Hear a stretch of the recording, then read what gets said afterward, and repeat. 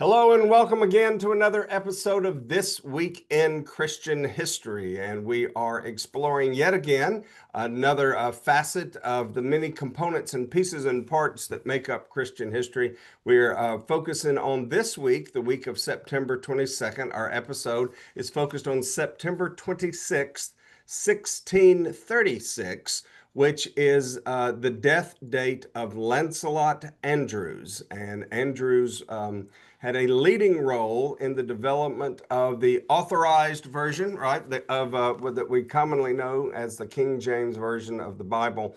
And we are glad to have a Professor Emeritus here, Professor David Norton, who was, I guess, your emeritus status is Victoria University at Wellington. Is that right? Yes, that's correct. Long retired. Long retired, all the way down in New Zealand. So I'm pleased to say that you are our first New Zealander to be able to be a guest for us. So thank you for getting up early this morning to record this. Oh, my privilege.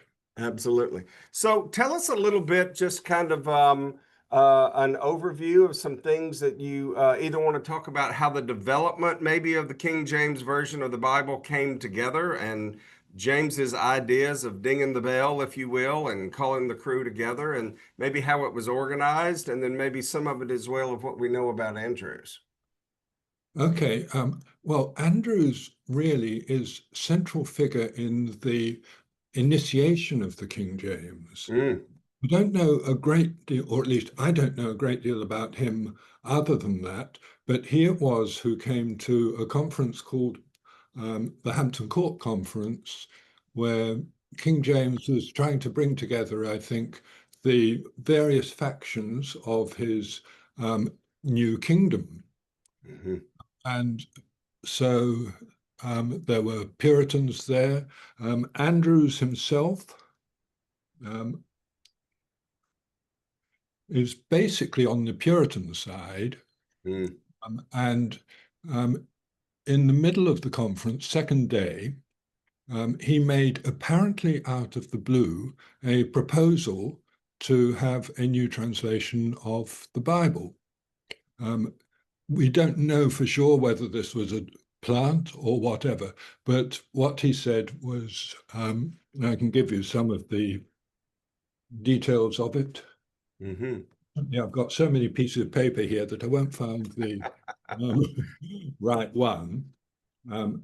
But the proposal was that there needed to be a new translation of the Bible or revision because the old ones in use were not satisfactory. Now, background to this is that at this time, there were two Bibles basically being used in England if we leave the Roman Catholics out.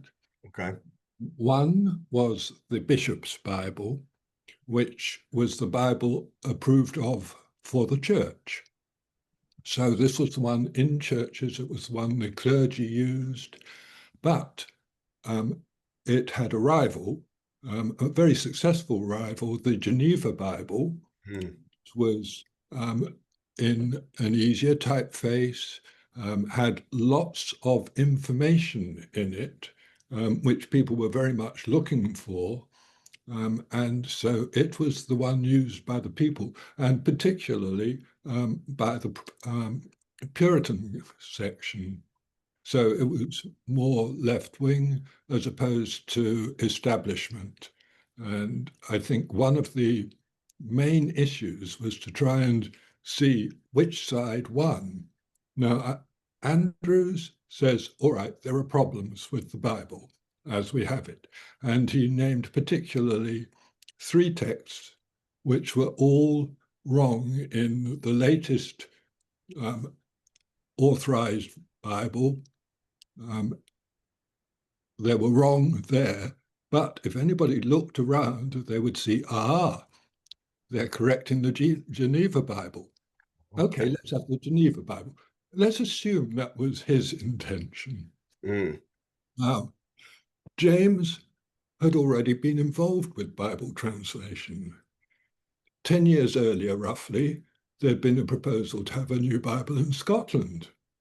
And Where he was king, right? I mean, just as where he had been king and was not king of England yet, right? So James VI of Scotland. And so he set up a movement to have a new version of the Bible. And it was sort of similar to the way the eventual King James Bible got set up. He liked appearing as a scholar. He thought it would, in fact, make him renowned and remembered. This was suggested to him at that time. The only actual outcome of it was a version of some of the singing psalms, which James himself contributed. And the only one actually that was authorized by a king for use by the people. It was authorized by his son, Charles I. I mean, I didn't know that. Okay. Well, it's a pretty rare thing. But anyway, when this proposal came up, he knew exactly what to say. He knew exactly what he thought. He loved the idea. And think about it politically. He could turn it to the church, because the church had and king had to align. So he said, the Geneva is basically the worst of all the Bibles. He didn't like it. It even suggested that a wicked king might be executed, which was a bit prescient of him, what happened to his son. About to say, not him, but there's somebody at It's at his there. knee, right, that ought to be worried a little bit, right? Yes. People might legitimately rebel against a king, according to some of the notes in the Geneva Bible. You can see the kind of context that would give. But he loved the idea of having a translation, a new version. If I can find the actual words, it'd be nice to hear what was said. Well, let me ask this, if I may, but as you're thinking through that, my understanding was, or the thing about the Geneva Bible were really those commentaries and notes that were there, because again, people had come out of decades and decades of not necessarily having the Bible in their hand for them to read on their own. And so sometimes, just like today, somebody may be trying to interpret Ephesians 1, and you're really trying to figure out, what is Paul exactly talking about here, right? So commentaries are helpful, even back in those times, but some of those commentaries, as I understand it, and please correct me if I'm wrong about this, the reason it's called the Geneva Bible is when it was put together during the reign of Bloody Mary, and Calvin and others wanted to throw some extra political components in there of kind of making their points as well. I mean, it wouldn't mean that they weren't interpreting it in some way, but they didn't mind being able to show this particular point if it helped to. So I think one example that I have always heard about or recall was about the midwives who delivered Moses, right? And that one of the comment, and so basically they just did not do what Pharaoh said, but they did what was right.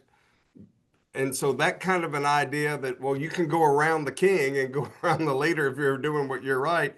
People like James are like, we don't need any of that in the official language. I mean, that was one of the texts that Andrewes cited, that particular one, and it's the note to it in the margin of the Geneva Bible. So it's not the actual scriptural, it's not the words of scripture of the Hebrew that it was interpreted. It was the notes to the actual verse or verses, or the passage, we might say. Those were the things about the Geneva Bible that James in particular liked the idea. Yes, let us do one big version that is the quote unquote official authorized church version. And then we don't have to have the bishop's Bible versus the Geneva. There's this one, and we go with this one. Yes. Am I oversimplifying that, Professor? Or that's No, oh, okay. that's fair enough. We're getting into quite good detail there, but it was these sorts of examples that came up. The three verses that Andrewes talked about, that being one of them, all the problems did get sorted out in the King James, exactly as they had been in Geneva, but King James didn't have those kind of marginal notes. Right. And people kept on bringing up at least two of the texts that Andrewes used sort of 40 years later. They were a commonplace of argument, even though the argument had been won and lost, whichever way you like to look at it. Okay. So that, by the way, that dislike of the annotations led to one particular characteristic of the King James.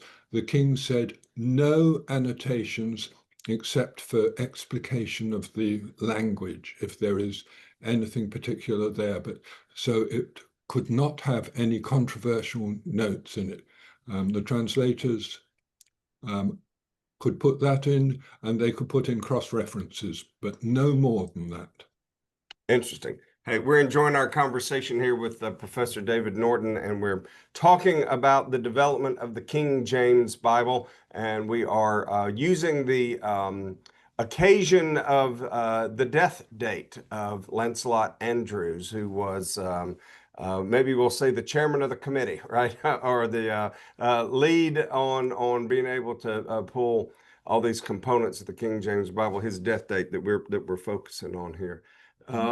Okay, Lancelot Andrewes, the initiator of the project with that suggestion, and then there were 6 committees, and he headed up one of them, which dealt with the first half of the Old Testament. So he was the leader of one of the translation committees, but we hear very little of him afterwards.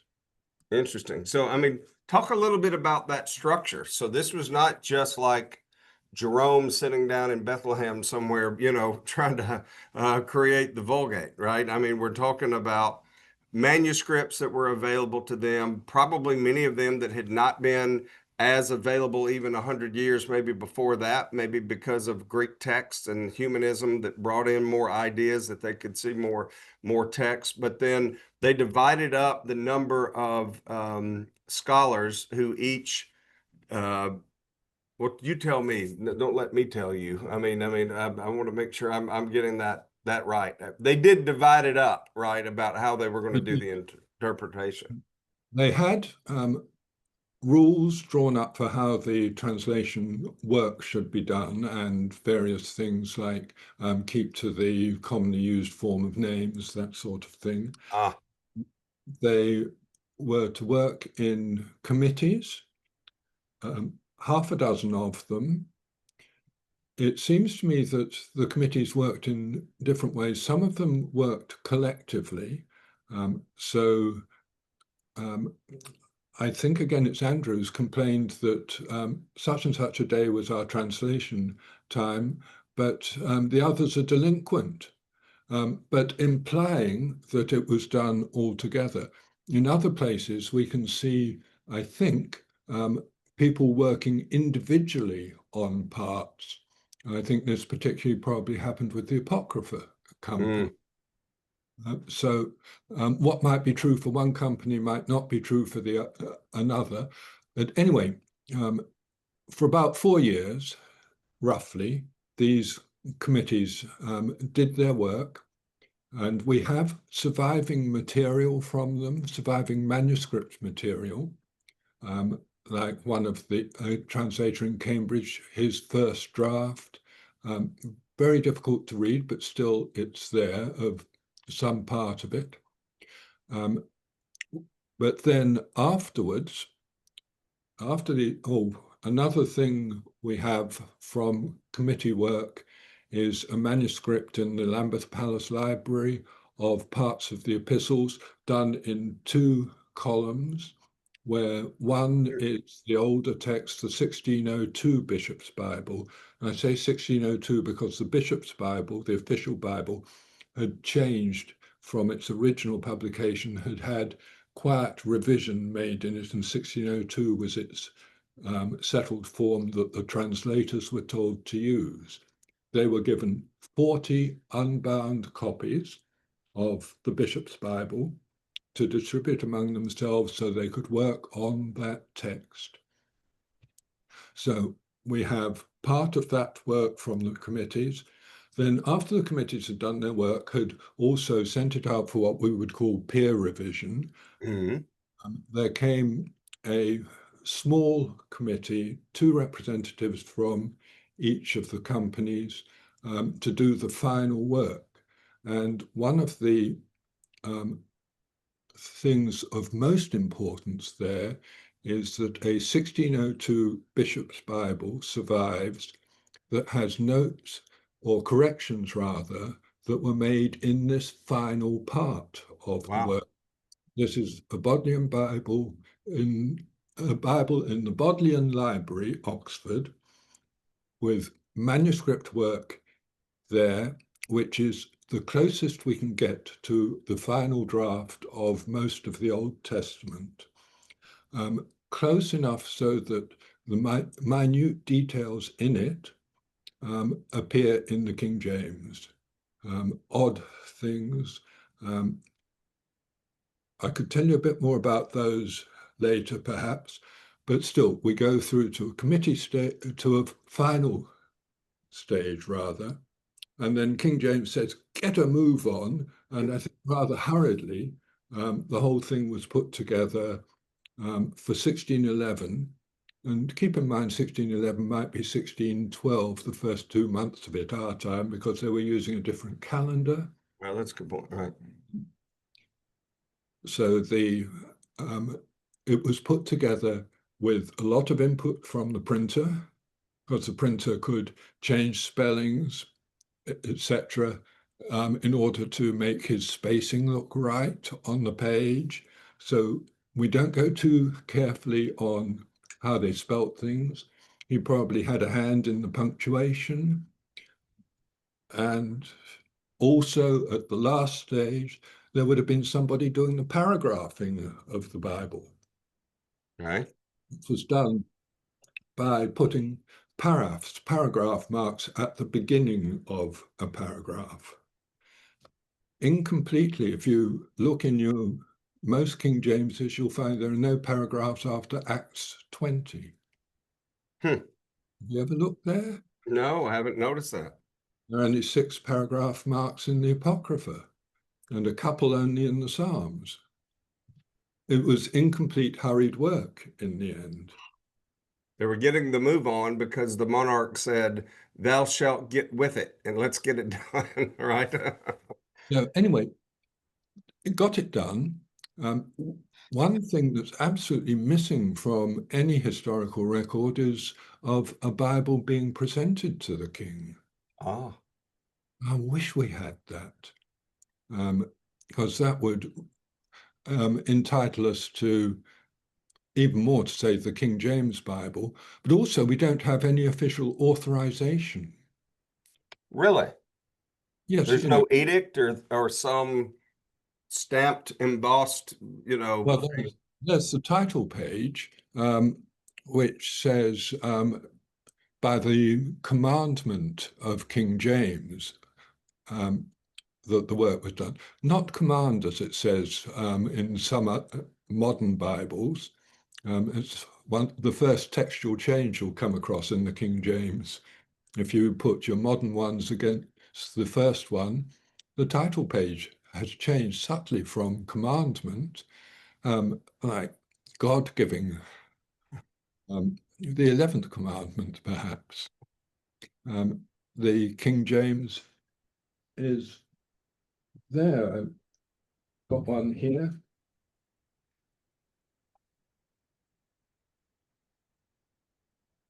And of course, I can never find the right page. Well, I understand, but at least you know it's at the beginning. Yeah, title page. How about that? Probably got one there anyway as well. Yes. How So fantastic. it's a bit of a muddled account there because there's all sorts of information around. But nevertheless, the result was 1611, the King James comes out, and the idea was that it should be not a new translation, but the best one that everybody could agree to, one that couldn't be justly objected to. They talk about all this in the preface to the King James. So a church Bible that everybody could use. Geneva, of course, didn't lie down and die quickly. Right. But in the end, King James Bible, as I call it, because I can't find an authorization for it, took over, and for a while, people were, no, let's stay with the creation of the Bible. As soon as it started getting reprinted, changes started to happen in the text. So I see it as a living thing. So let me give my overall sense of how it began, of course, with the biblical writers writing their languages, but let's come to English. And the King James was born with William Tyndale. Okay. Writing his New Testament, 2 versions of it, back in the early 16th century. And a lot of what he wrote comes through to the King James. Imagine that as first draft, and also first draft of the Pentateuch. Okay. Later of some parts. Miles Coverdale revises some of those, and we get a complete Bible. First of all, the Matthew Bible, and then the Great Bible. And what has happened is that instead of a single author writing something and then making corrections of his own work, we've got a collection of authors gradually building up a text, revising a text. So it goes on growing. The Geneva Bible comes along, it grows. And in the end, the King James draws on all its predecessors, including the Roman Catholic text. There are places where its wording comes in. So it gets to be a final draft, if you like, which is born in 1611, but then it goes on growing. There are still corrections made, the first printing thereafter, and they go on until the text more or less gets fixed in the 18th century. So what most Bibles are is the 18th century version of the King James. But it still goes on growing, and eventually it becomes a new Bible, the revised version, and various others. So I think of it as a living thing, but with 1611, the first edition being the translator's Bible. Right. Wow. Isn't it all fascinating? Well, let me ask this, because how did they treat the Apocrypha? Wasn't the Apocrypha originally put in between the 2 New Testaments as its own? The Apocrypha wasn't integrated into the Old Testament as it would be in a Roman Catholic Bible. Wasn't it set aside specifically? Yes. So it's separate. It's the arrangement Jerome used. You have the Old Testament, then you have the Apocrypha, then you have the New Testament, and it wasn't left out until over 100 years later it started to be left out. So they just translated it as they did the rest of it. So no different. It was just in a placement, though, with an understanding that this was still a Protestant. It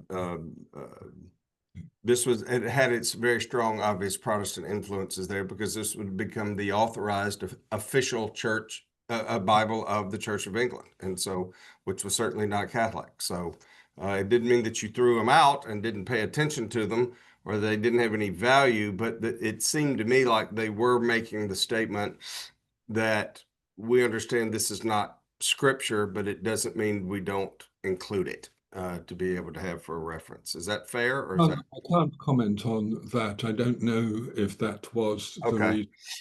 Just to say, look, this is a very old way of doing it. St. Jerome did it that way. Gotcha. So, as we might say, if it ain't broke, don't fix it, right?